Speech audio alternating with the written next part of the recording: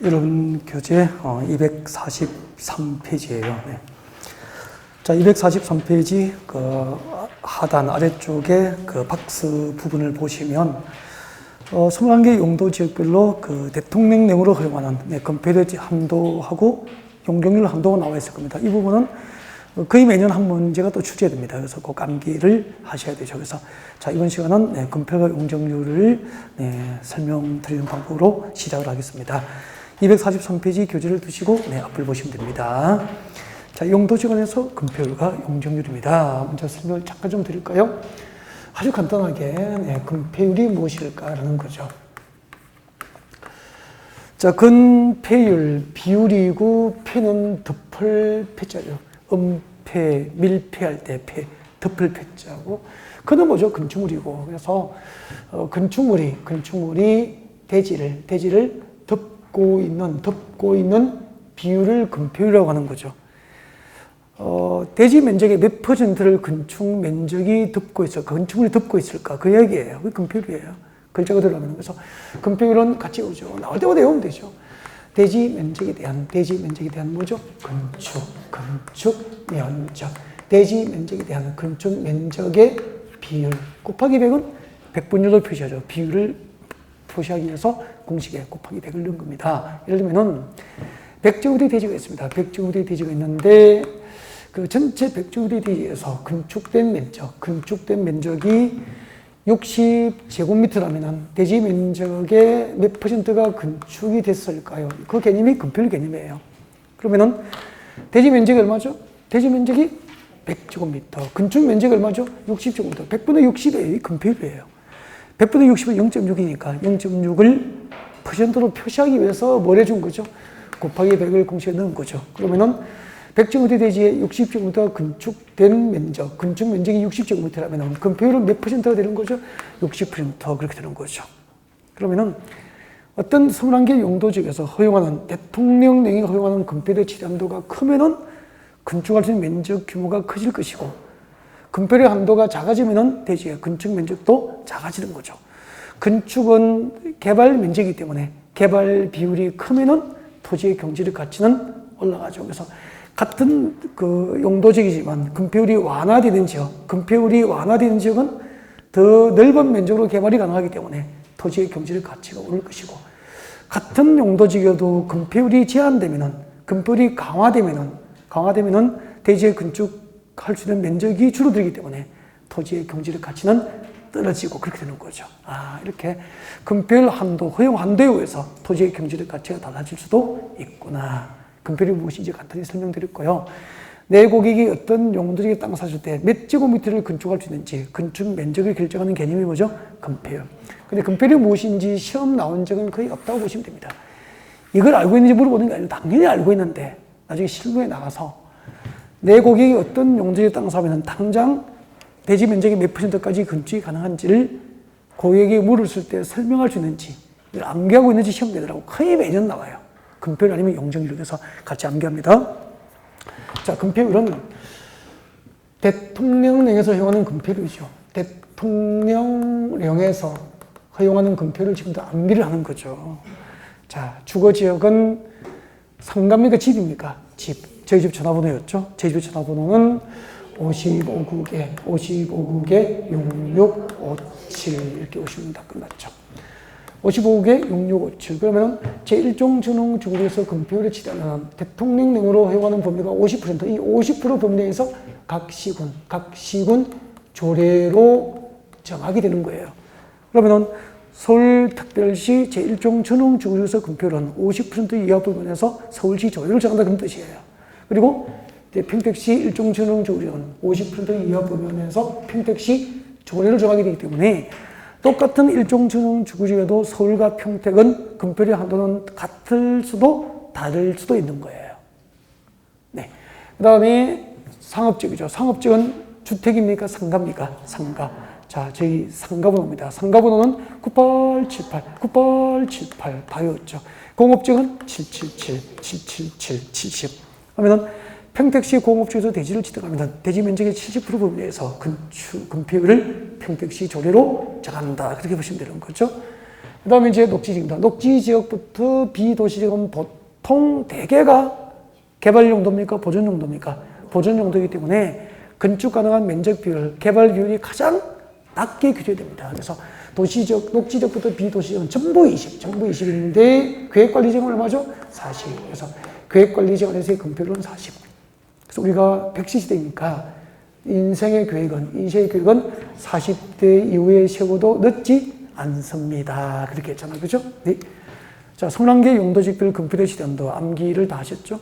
주거지역은 55개 6657, 상업지역은 9878, 공업지역 777, 녹지지역부터 비도시지역은 전부 20. 단, 인생의 계획은 40대 이후에 세워도 늦지 않죠. 그래서 계획관리지역은 40% 이하 범위안에서 각 시군 조례로 정합니다. 그렇게 하시면 되죠. 이 건폐율 아니면 용적률이 매년 나옵니다. 매년. 작년에 진짜 오랜만에 한 번 쉬었을 거예요. 그럼 올해는 나올 확률이 매우 높죠. 90% 이상이에요. 지금 외우고 있는 게 90% 이상이죠. 그 다음에 봅시다. 용적률을 봐야 되죠. 용적률 잠깐 설명하고. 용적률은 복습하는 거죠. 자, 용적률은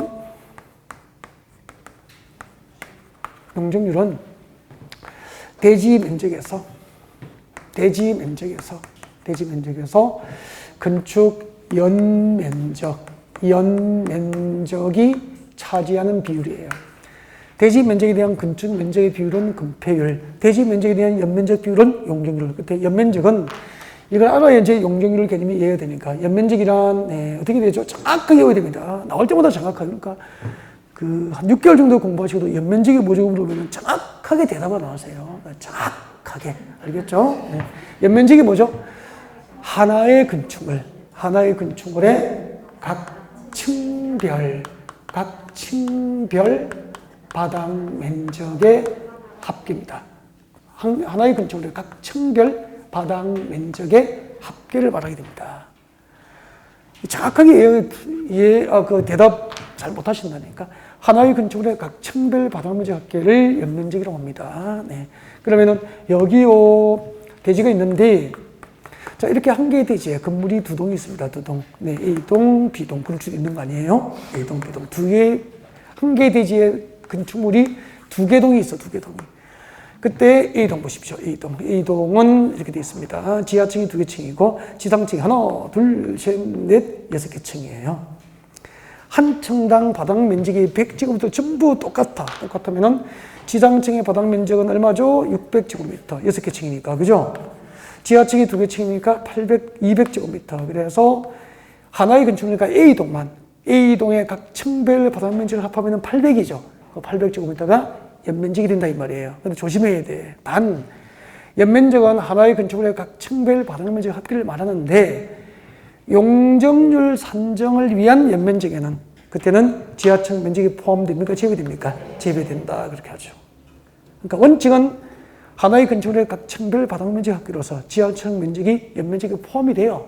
원칙은 포함되는데, 용적률 산정할 때만 연면적에는 지하층 면적이 포함됩니까? 제외됩니까? 제외. 이렇게 정확하게 기억했으면 좋겠습니다. 그러면 봐요.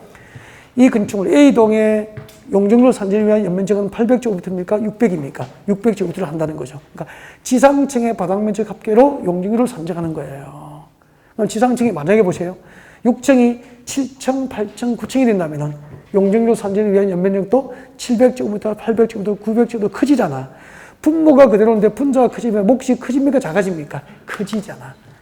바꾸기 가면은 어떤 용도지가 허용되는 용적률의 한도를 크게 해주면은, 그러니까 여러분 아파트 재건축할 때 용적률이 150%를 250%를 이렇게 크게 해주면은, 용적률을 크게 해주면은 층별 바닥 면적 합계, 연면적 규모가 커지잖아.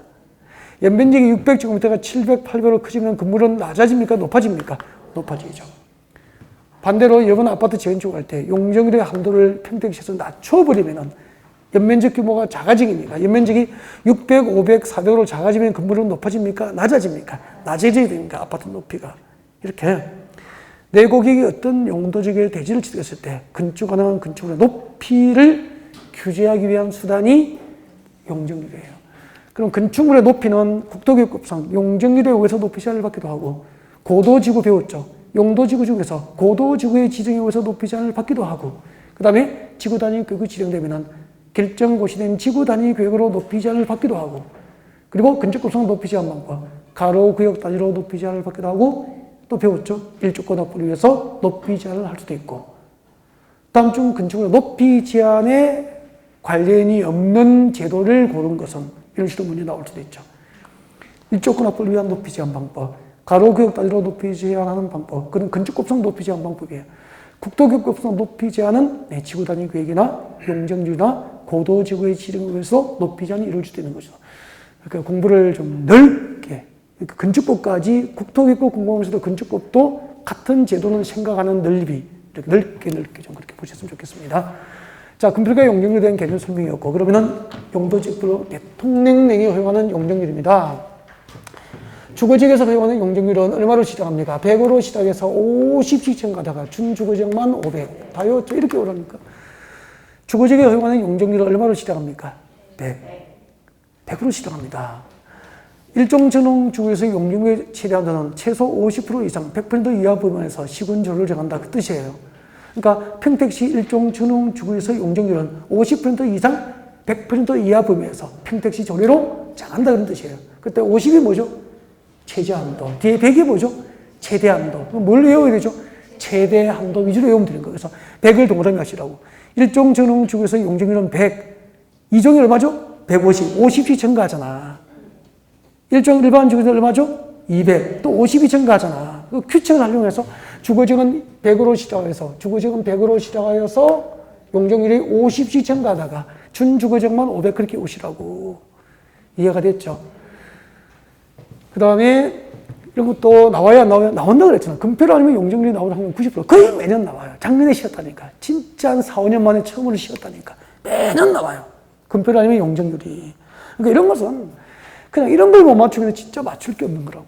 초보자도 맞출 수 있어야 되죠. 그 다음에 상업적입니다. 상업적은 제가 이렇게 설명했죠. 잠깐만요. 중심상업적은 도심과 부도심 맞죠? 중심상업적. 그 다음에 뭐죠? 일반적인 상업과 업무 기능을 담당하는 일반상업적. 그 다음에 도매시장에 위치한 유통상업지역, 그리고 도심으로부터 가장 외곽지, 주택가 인근 지역에서 근린생활용품, 일용품, 서비스 제공을 목적으로 합니다. 뭐죠? 근린상업지역 이렇게 되죠. 그래서 이게 도심으로부터 외곽으로 나아가는 상업지역의 단계가 일반적으로 그렇다는 거죠. 절대적인 건 아니고. 그러면 중심상업지역은 도심이니까 용적률이 높잖아. 1500. 용적률이 1500% 그러는데 외곽으로 나가면 건물이 높아집니까? 낮아집니까? 낮아지잖아요. 낮아지는 것은 용적률 한도가 낮게 규제되기 때문이에요. 그래서 1500. 외곽으로 나가면서 200씩 감합니다. 줄이면 되죠. 그래서 일반 상업지역은 1300, 유통 상업지역은 1100, 근린 상업지역은 900, 1500, 1300, 900, 근린 상업지역은 900, 유통 상업지역은 1100 그렇게 돼요. 이 단계를 이해하고 있어야 되죠. 중심 상업지역은 1500, 외곽으로 나가면서 얼마씩 감아줘? 200씩 감한다. 200씩 줄이는 거죠. 그 다음에 이제 공업지역입니다. 공업지역은 전용공업지역은 300으로 시작합니다. 공업지역은 300으로 시작해서 50씩 증가해요. 50씩 증가니까 일반 공업지역은 350, 중공업지역이 400 그렇게 되죠. 그러니까 이런 건 평소에 공부하지 않더라도 수업 시간에만 2달에 한 번씩 반복해도 현상 유지가 되잖아요. 근데 2달에 한 번씩도 안 해버리고 4개월 만에 하면은 들이대면 잘 안 돼요, 또 이게. 알고 있었는데 생각이 안 나면 안타깝잖아요, 이제. 그 다음에 녹지지역입니다. 녹지지역은 180으로 시작합니다. 80으로 시작해서 생산 녹지지역, 자연 녹지지역이 100이죠. 그래서 80, 100, 100. 녹지지역은 어떻게 오죠? 80, 100, 100, 80, 100, 100. 그리고 비도시적, 도시적 밖에는 전부 80이에요. 단 계획관리지역만 100입니다. 이유가 있죠? 왜요? 지금은 몇 시의 시대죠? 100시의 시대니까, 100시 시대니까. 인생의 계획은 40대 이후에 세워도 늦지 않고 이유가 있습니다. 왜요? 100시 시대니까. 그래서 계획관리지를 허용하는 금표율은 40, 용적률은 100. 다음 중 조례로 정할 수 있는 계획관리지역에서 금표율과 용적률의 최대한도가 밖에 짝 지어진 것은 조례를 정할 수 있는 금표율의 최대한도, 계획관리지역에 조례로 정할 수 있는 금표율의 최대한도는 계획관리지역의 금표율은 40, 용적률은 100. 이것을 정답으로 물은 문제가 단독으로 한 문제 출제된 적도 있죠. 인생의 계획은 40대 이후에 세워도 늦지 않고 100세 시대니까 그렇게 하면 되죠. 네. 우리 요즘에 그 주변에 보면은 진짜 100세 시대를 좀 실감을 하죠. 실감을 합니다. 네.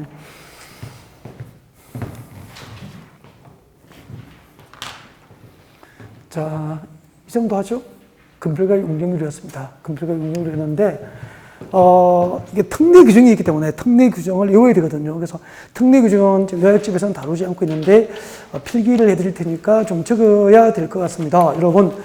여러분 교재, 243페이지 빈 공간 아무 곳에 적어도 괜찮아요. 포스트잇에 뭐 적어서 붙여도 괜찮고 아무 곳에 적으세요. 아니면 뭐 손바닥에 적어도 좋고 아무 데서 적으세요. 그리고 아마 1, 2월, 3, 4월에 적어가지고 공부하시는 분은 필기가 되어 있습니다. 제가 복습이고 처음 오신 분은 아무 곳에 적으세요. 필기하세요. 용도정안에서의 금필과 용적률 치단들을 특례로서 따로 정할 수 있는 대상이 있습니다. 꼭 외워야 됩니다. 요즘에는 요게 나올 때도 있어요. 진짜 외워야 돼요. 한 줄이 들어가도 나올 때가 있죠. 나온 줄도 모른다고 암기를 꼭 하셔야 됩니다. 여러분, 용도지원에서 금필과 용적률을, 용도지원에서 금필과 용적률의 치단도를 특례로서 따로 정할 수 있는 대상이에요. 어떻게 외웠죠? 자개는 수공으로 농공단지, 산업단지에서 생산한다. 이렇게 합니다. 자개는 수공으로 농공단지, 산업단지에서 생산한다. 이렇게 보십시오. 필기하려면 빨리 하셔야 됩니다. 제가 불러드릴 때 하시는 게 좋아요. 자개장농 알죠? 자개장농은 우리 엄마나 할머니 방에 옛날에 그 조개 껍데기 가공해서 옷이라고 붙인 거잖아요. 가만히 보면은 예술이에요. 예술품이에요. 그 자개장농은 예술이니까 예술은 자동으로 지게 됩니까? 예술은 수공입니까? 수공, 수제, 수공으로 빚어야지. 그래서 자개는 수공으로 농공단지, 산업단지에서 생산한다. 이렇게 외우고 이거 뭐죠? 자연취락지구. 궁금하게 하신 분 많이 있습니다. 자연취락지구.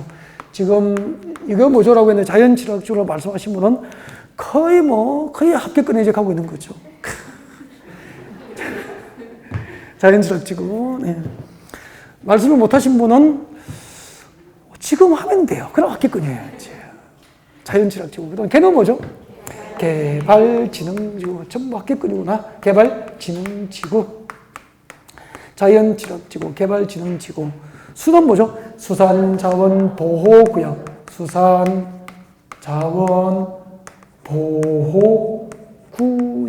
수산자원보호구역. 공원은 뭐죠? 공원, 자연공법상 자연공원입니다. 공원으로 외웁니다. 자연공원. 도시 자연공원입니다. 그 다음에 농공단지는 농공단지. 그리고 산업단지는 좀 어려워요. 어디에 있는? 공업지역 안에 있는 공업지역 안. 이걸 꼭 적어둡니다. 공업지역 안에 있는 국가산업단지, 일반산업단지, 도시첨단화사업단지 등이에요. 공업지역 안에 있는 국가산업단지 등이에요. 공업지역 안에 있는 국가산업단지 등. 그럼 봐요. 어떤 용도지역 안에 자연취락지로 지정됐거나 개발진흥지로 지정됐거나 이렇게 공업지역 안에 국가산업단지 등이 지정된 곳은 특례로서 금필과 용적률 치단들을 따로 정하게 된다 이 말이에요. 그 다음 여기서 하나 더 해야 될 게 있죠. 개발진흥지구는 두 개입니다. 어떻게 되죠?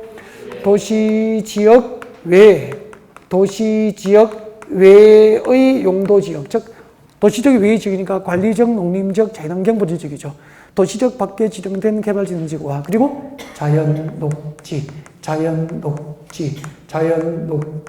지역에 지정된 개발진흥지구로 나눠집니다.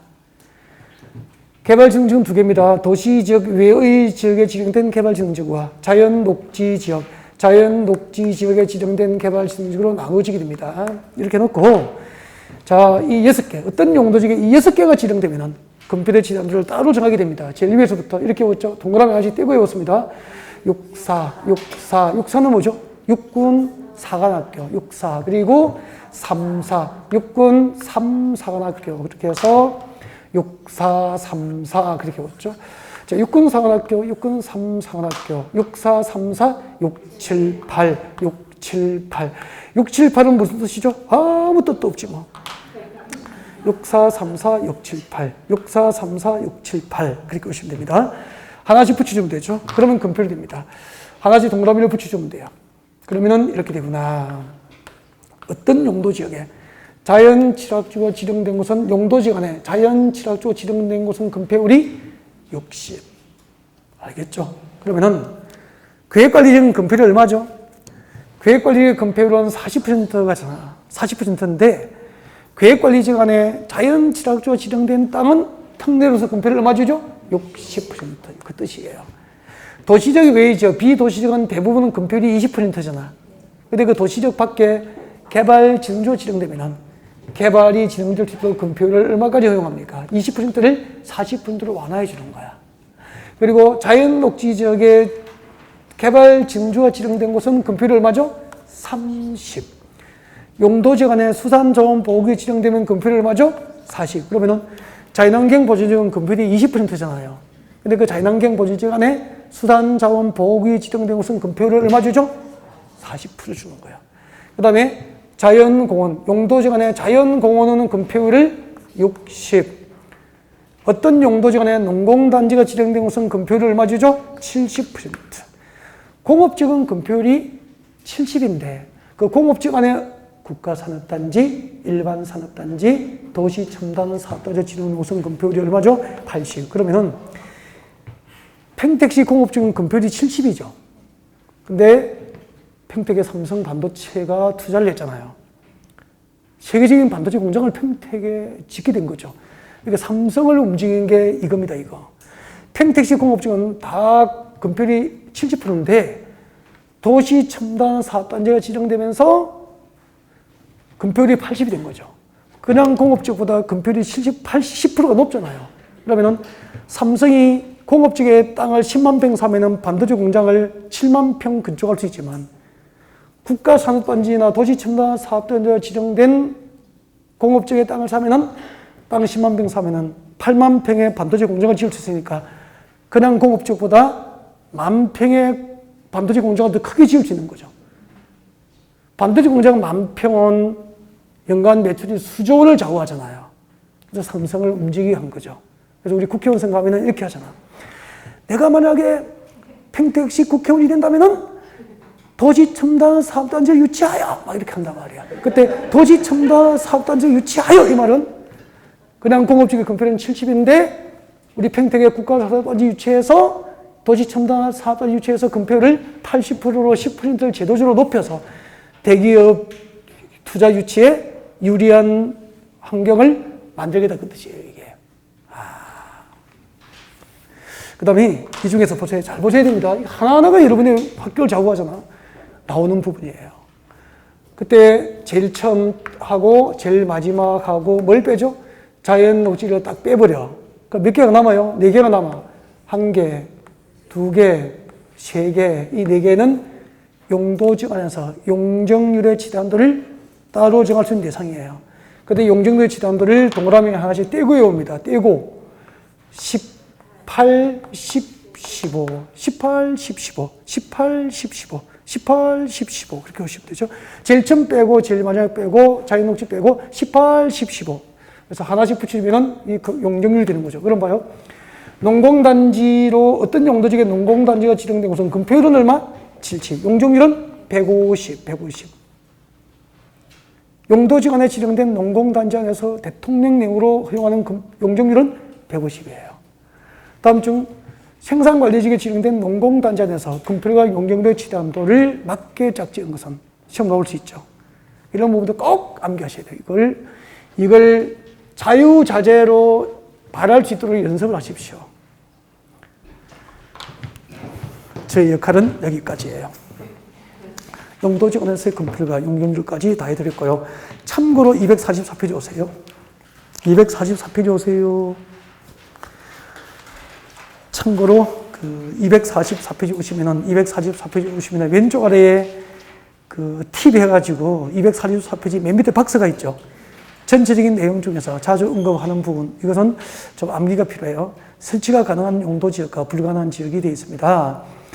단독주택 건축이 금지된 용도지역은 21개의 용도지역 가운데서 2군데가 안 돼요. 아까 말씀드렸죠? 유통상업지역하고 전용공업지역이에요. 유통상업지역은 도매시장이잖아.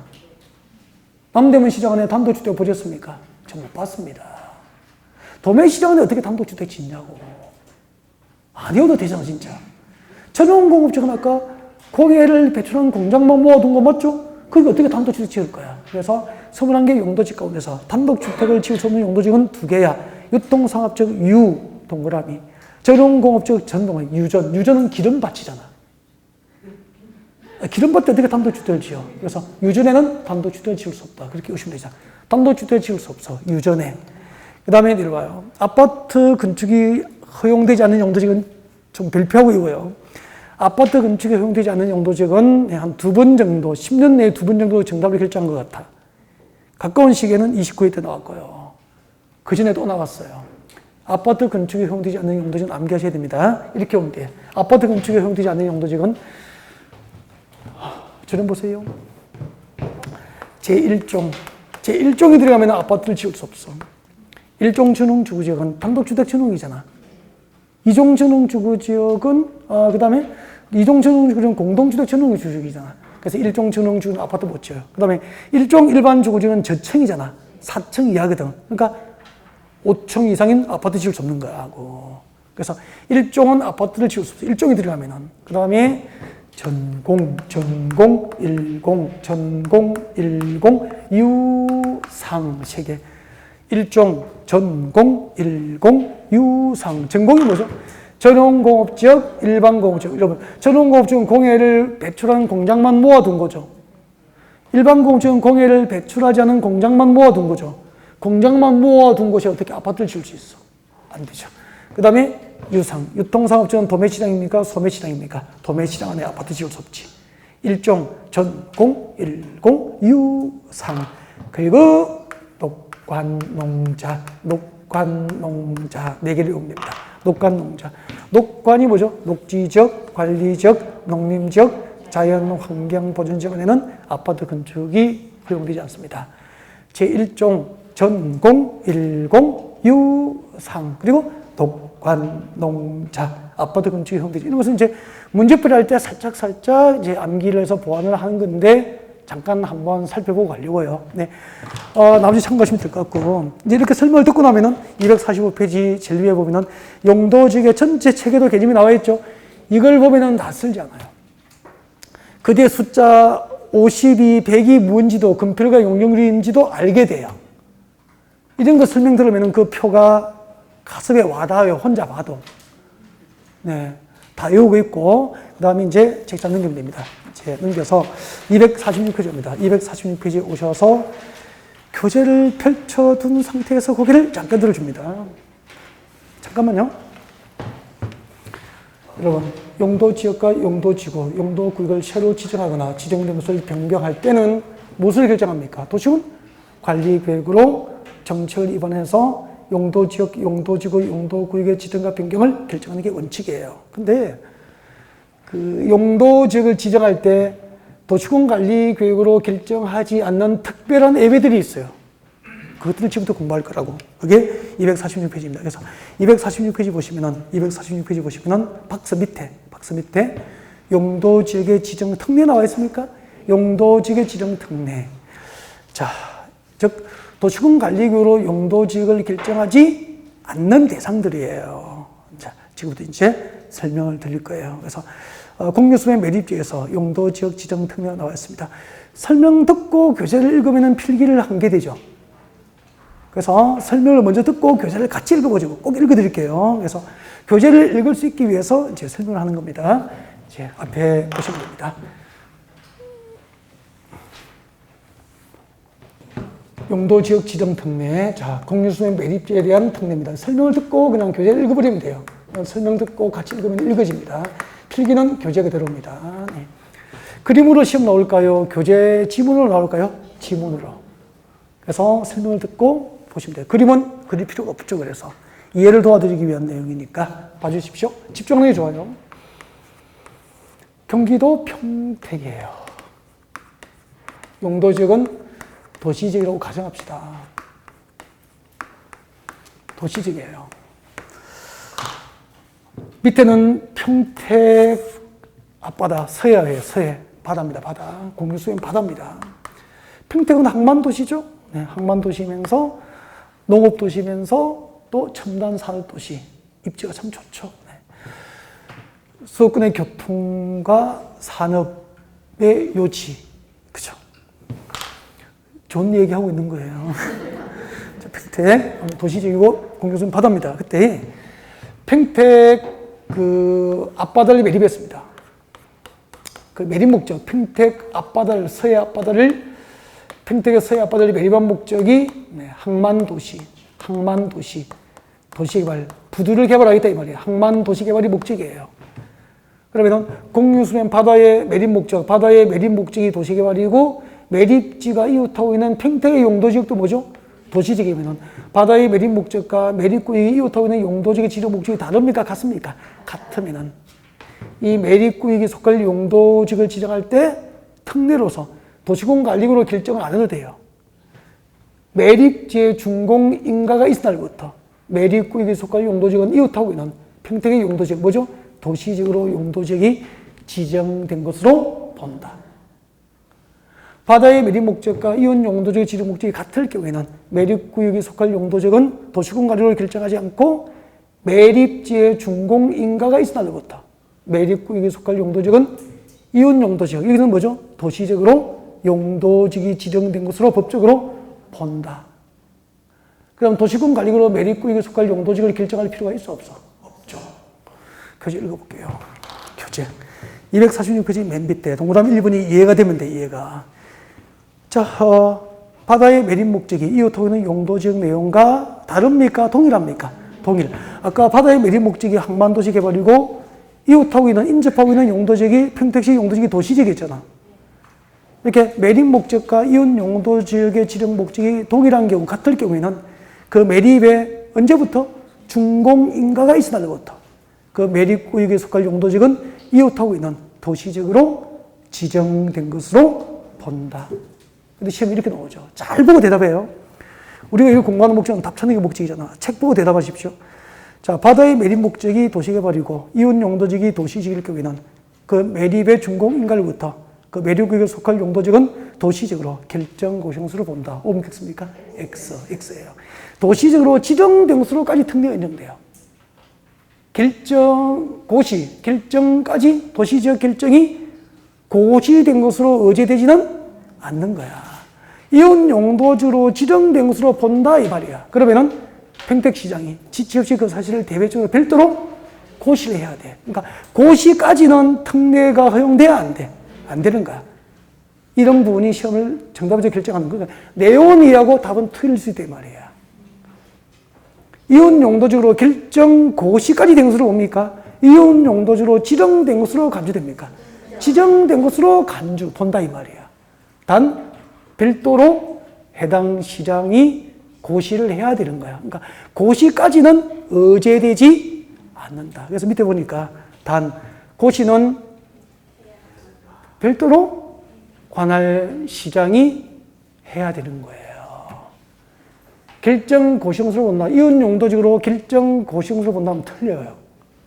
정말 조심해야 되는 부분을. 내용은 이해하고 답을 못 찾는 경우가 이런 경우라는 거죠. 그래서 이런 부분은 모의고사에서 한번 틀려보면 정확하게 알 수 있는 기회가 되죠.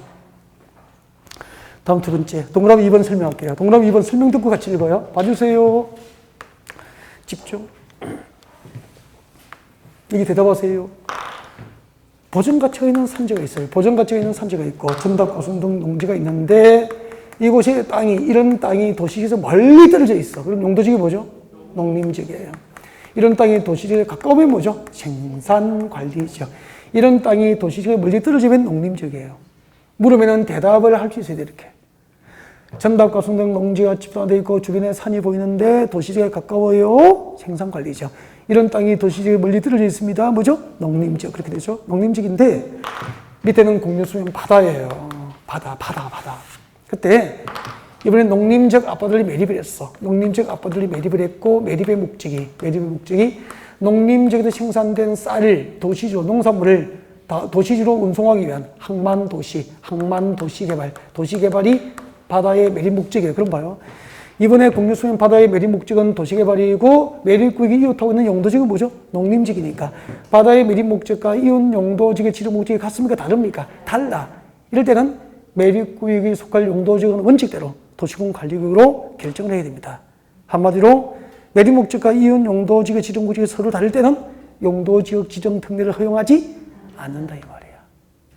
바다의 매립 목적과 이웃 용도지역의 지정 목적이 같을 때만 매립지의 준공인가부터 매립구역에 속할 용도지역은 이웃 용도지역으로 지정된 것으로 뭡니까? 결정고시 형식으로 뭡니까? 지정된 것으로 특례가 허용될 뿐인 거예요.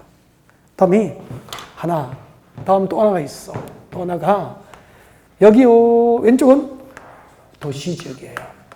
오른쪽은 생산관리지역이에요. 밑에는 공유수면 바다예요. 이번에는 자 공유수면 바다를 이렇게 매립을 했습니다. 매립구역이 두 개의 용도지역이 결정이 됐죠. 이때도 매립구역이 속할 용도지역은 도시군 관리구역으로 결정해야 돼요. 그래서 용도지역 지정 특례를 허용하지 않는다. 얼마나 쉬워. 바다의 매립 목적과 이웃 용도지역의 지정 목적이 서로 다르거나 매립구역이 두 개의 용도지역에 걸치거나 이웃한 경우 매립구역에 속할 용도지역은 용도지역 지정 특례가 인정돼야 안 돼. 안 되니까 둘 모두 매립구역에 속할 용도지역은 무엇을 결정합니까? 도시군 관리계획으로 결정을 해야 한다. 그러니까 그냥 여기는 보면은 이해가 다 되잖아요. 교재를 읽을 수 있게 되죠. 동그라미 2번 같이 볼까요? 246페이지 맨 밑에 동그라미 1번, 2번입니다. 자, 동그라미 2번 보세요. 동그라미 2번. 매립 목적이 이웃하고 있는 용도지역 내용과 다른 경우 등입니다. 읽어볼게요. 공유수면 바다의 매립 목적이 해당 매립구역과 이웃하고 있는 용도지역 내용과 같습니까? 다른 경우입니까? 다른 경우 동그라미 다른 경우. 그리고 그 매립구역이 줄 것죠? 두 개 이상의 용도지역에 걸쳐 있거나 이웃하고 있는 경우. 이 두 가지 경우에는 특례가 허용돼 안 돼? 안 되니까 줄 것죠? 그 매립구역에 속할 용도지역은 모두 원칙대로 무엇을 결정합니까? 도시군 관리계획으로 결정해야 한다. 이렇게 되죠. 설명을 들어보니까 어려워요? 쉬워요? 쉬운 거잖아요. 그래서 생각보다 이 부분은 시험에 자주 나오진 않았어요. 보니까 아까 20회 때 기출돼 있죠? 그러니까 한 10년 정도 시험에 안 나온 거죠.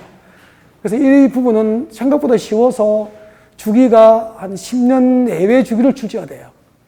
10년 내외 출제가 되는데 10년 동안 출제가 안 되기 때문에 가능성이 높아요. 그 다음에 오른쪽으로 갑니다. 247페이지 양괄호 2번. 다른 법령에 따른 용도지역 지정 등의 특례라고 나와 있습니다. 네, 이게 별표 2개 하시고 가장 최근에 출제가 많은 곳이에요. 용도지역 지정 특례에서 주로 여기도 출제가 돼요, 지금. 네. 제일 뒤에 보니까 동그라미 1, 2, 3, 4, 5번 뒤에 보니까 동그라미 1, 2, 3, 4, 5번에 해당하면은 동그라미 1, 2, 3, 4, 5번에 해당하면은 줄 거예요.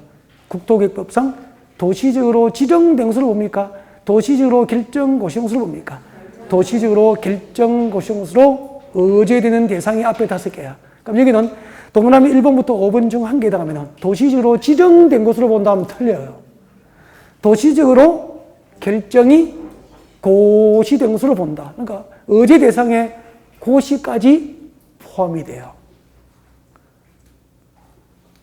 이거 5개를 설명을 들으면 이해가 되면서 자동으로 입력이 돼서 자동으로 암기가 돼버려요. 그래서 자동으로 암기를 하셨으면 좋겠습니다. 거기 드시죠? 자동 암기.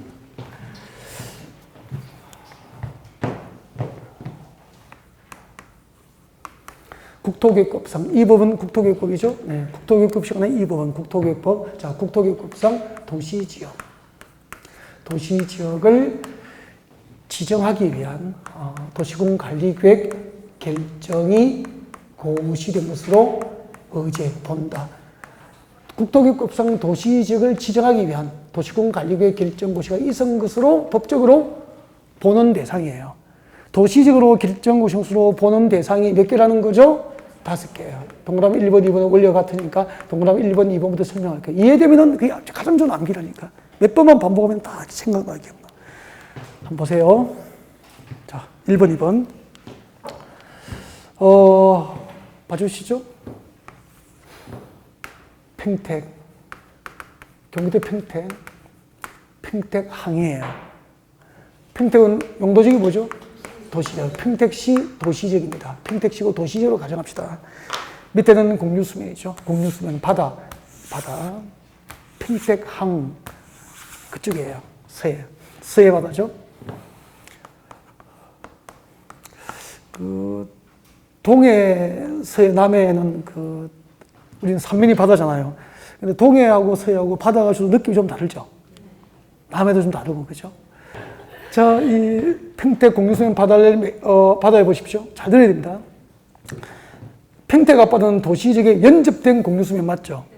여기서 도시지역에 연접된 이걸 빼면 안 돼. 평택처럼 도시지역에 연접된 공유수면 바다에 항만도시를 만들려고, 항만도시는 평택항이 항만도시예요. 항만도시는 무역선이 들고 나고 수출 상품을 싣고 내리고 하는 곳은 항만도시예요. 어선이 들고 나고 생선회를 도매하고 회를 소매 썰어서 팔고 우리 소래포구는 뭐죠? 어항도시예요. 평택항은 항만도시예요. 어항도시, 항만도시가 뭔지 알겠죠? 그러면 봐. 평택 앞바다, 도시적에 연접된 평택 앞바다에 항만을 건설하기 위해서 항만법상 항만구역을 지정하면은, 항만구역을 지정해서 고시해버리면은, 항만구역 지정이 고시된 도시지역에 연접된 공유수면은 국토교육법상 도시지역이 결정고시로 법적으로 본다 이 말이야. 그럼 그 바다를, 그 평택 앞바다를 도시지로 용도지역을 지정하기 위한 도시군관리구역의 입안과 결정 절차 없이 바로 항만법상 항만구역이 지정되면은 도시지역으로 결정고시로 간주되기 때문에 항만도시로 바로 개발이 가능해지게 되는 거예요. 그 다음에 똑같아 원리가. 도시지역에 연접된 공유소면에 어항도시를 만들려고 어선이 들고 나고 생선을 썰어서 도소매하고 팔리도록 소래포구와 같은 어항도시를 만들려고 여기다가 어촌왕법상 어항구역을 지정해버리면, 어항구역이 지정곳이 되면 앞으로 항만구역과 어항구역으로서 도시지역에 연접된 공유수면은 전부 도시적으로 법적으로 결정고시가 된 것으로 본다 이 말입니다. 그러면은 이 바다를 도시지로 용도지역을 지정하기 위해서 도시군관리구로 입안하고 결정한 절차 없이 바로 항만도시나 어항도시 개발이 가능하도록 이와 같은 특례를 허용하게 된 겁니다. 이해가 됐습니까? 그러면은 평택항을 개발할 때 1980년대 평택항이 있었습니까? 작은 어촌 마을이었겠죠. 무역선이 드나드는 그런 항만이 아니었죠. 80년대까지. 근데 거기다가 저렇게 서해 인천을 인천을 나중에 능가하게 될 서해안의 물류 허브 도시로서 항만을 건설하기 위해서 그 평택 앞바다에다가 항만구역으로 지정고시 하는 순간 그 바다는 도시적으로 법적으로 결정고시로 간주되고요. 항만도시가 건설된 겁니다. 다음에 1번, 2번 이해가 됐죠? 여기도 중요한 게 이거라고. 시험 이렇게 나와요. 항만법상 항만구역이 지정고시된 공유수면은 도시적으로 결정고시로 본다. 옮겼습니까? 무서워서 대화를 못하겠죠? 다시. 항만법상 항만구역으로 지정고시된 공유수면은 도시적으로 결정고시로 본다. OX? X예요. 항만법상 항만구역이 지정고시된 공유수면이 도시적으로 결정고시가 의지된 게 아니고 항만법상 항만구역에서 어디에 연접이 됩니까? 도시지역에 연접된 공유수면만 도시적으로 결정고시가 의지되는 게 시험이 그렇게 나오는 거야. 그러니까 내용은 이해하고 답은 틀린 거죠. 집중하지 않으면. 아시겠죠? 듣고 이해해라. 그림을 그리지 마라. 그 그리다가 집중력이 떨어지면은 정답은 못 찾게 되는 거죠. 필기만 남는 거라니까. 학교 다닐 때는 필기가 남는 게 재산이었는데 지금은 필기가 남아야 됩니까? 시험이 돼야 됩니까? 시험이 돼야 되는 거죠. 다음에 두 번째. 세 번째 설명할게요. 세 번째, 네 번째, 다섯 번째는 한꺼번에 설명할 수 있어. 봐주세요. 3, 4, 5는 한꺼번에 설명할게요. 여기요. 보존가치가 있는 산지가 있고 전답, 가송 등 농지가 있습니다. 전답, 가송 등 농지가 있죠. 농지. 도시에 가까우면 무슨 용도지역이죠? 생산관리죠. 도시에서 멀리 떨어지면 뭐죠? 농림지역. 이 농림지역이에요. 그냥 전형적인 농촌 마을이었죠. 여기 산아래에 마을이 있습니다. 전형적인 농촌 마을이었다고. 근데 잘 보세요. 여기다가 이 농림지역에다가 이만큼 보세요. 농림지역인데 이곳이 용도지역이 농림지역인데 여기다가 아파트 위주로 신도시를 개발하기 위해서 택지개발촉진법상 택지개발지구를 지정고시 해버리면은 택지개발촉진법상 택지개발지구 지정고시된 곳은 도시지구로 결정고시행소 간주해버립니다. 그러면은 이 농림지역을 도시지구로 용도지역을 변경하기 위해서 도시군 관리구로 입안하고 결정하는 복잡한 절차 없이 바로 택지를 개발해서 아파트 위주로 신도시가 개발될 수 있도록 이와 같은 특례를 인정한 거예요. 이해가 됐습니까? 이유. 그러면은 우리 수도권의 3기 신도시 후보지가 발표됐죠. 그것이 용도지역이 전부 도시지역이 아니거든. 그러면 3기, 아파트 위주로 3기 신도시를 건설하기 위해서 정부가 발표하고 거기다가 뭐 하느냐면은 택지개발촉진법상 택지개발지구 지정을 고시해버린 거야. 택지개발지구가 지정고시 되면은 그곳의 용도지역이 농림지역과 관리지역과 자연환경 보전지역도 자동으로 국토교육법상 도시지구로 결정고시행수로 의제가 되기 때문에 그곳의 용도지역을 변경하기 위한 복잡한 행정적 절차를 거치지 않고 3기 신도시가 건설될 수 있도록 이와 같은 특례를 허용하는 겁니다. 이해가 됐습니까? 그 다음에 여기다가 농림지역인데 여기다가 빗금 침부만큼 산업단지, 공업도시를 건설하기 위해서 국가 산업단지, 일반 산업단지, 도시 첨단 산업단지, 준산업단지가 지정고시 되면은 지정된 용도지역이 뭐죠? 농림지역에서 도시지역으로 결정고시가 의제되어 버립니다. 그러면 용도지역 변경 절차 없이 바로 국가 산업단지나 도시 첨단 사업단지 등이 공업도시가 개발될 수 있도록 이와 같은 특례를 허용한 겁니다. 그 다음에 농림지역에 봐요. 이 농림지역에다가 원자력발전소나 화력발전소를 건설해서 전기자원, 전기자원을 개발할 목적으로 전원개발 사업구역을 지정고시해버리면 전원 개발이 뭐죠? 전원이 전기자원이야. 전기자원이고 일렉트리닉. 자, 전기자원을 개발할 목적으로 사업구역이 지정고시 되면은 앞으로 여기다 원자력발전소나 화력발전소 건설해서 전기를 생산하겠다 이 말이에요. 이렇게 원자력, 화력발전소 건설을 목적으로 전원개발 사업구역과 예정구역으로 지정고시된 적은 전부 도시지역으로 결정고시가 의제돼 버려요. 알겠죠? 근데 택지개발지구나 국가산업단지 전원개발 사업구역이 지정고시된 적은 지정전 용도지역이 농림지역인데 택지개발지구 등을 지정하니까 도시지역으로 결정고시된 것으로 간주돼 버리잖아. 근데 택지로 개발되지 못한 상태에서 택지개발지구 지정이 해제가 돼버렸어. 그럼 해제된 지역의 용도지역은 도시지역으로 그대로 있을까요? 지정 전 용도지역이 농림지역으로 환원됩니까? 농림지역으로 환원된다 이 말이야.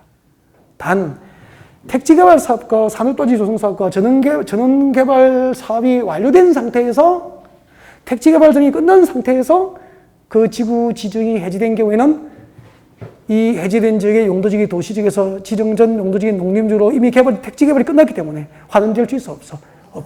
여기까지가 시험 범위예요. 알겠죠?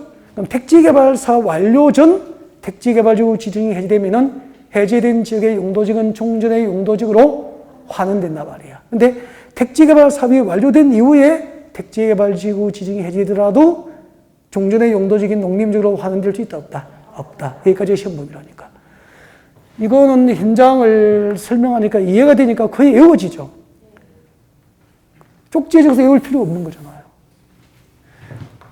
근데 나중에 문제풀이 할 때 어느 정도 싱겁게 하느냐면은 이게 그대로 문제 속에 들어가 있고요. 다시 이대로 또 그리면서 설명을 해요. 그때는 그만해달라고 사정해서 또 해버렸거든. 어쨌든 앉아서 버티면 된다니까. 아셨죠? 그러니까 우리가 1, 2월 달에 처음 들을 때는 도대체 무슨 말인지 몰랐지만 두 번째 듣고 세 번째 들으니까 이해가 되고 마음이 편안해졌잖아요. 그러니까 1월 달에 여러분 처음 뵐 때 여러분의 표정이 이랬었어.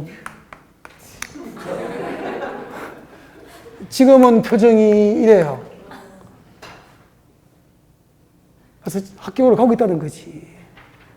7, 8월에 문제풀이 되면은 이제 합격이 보일까요? 막 이렇게 입이 이제 찢어진다고.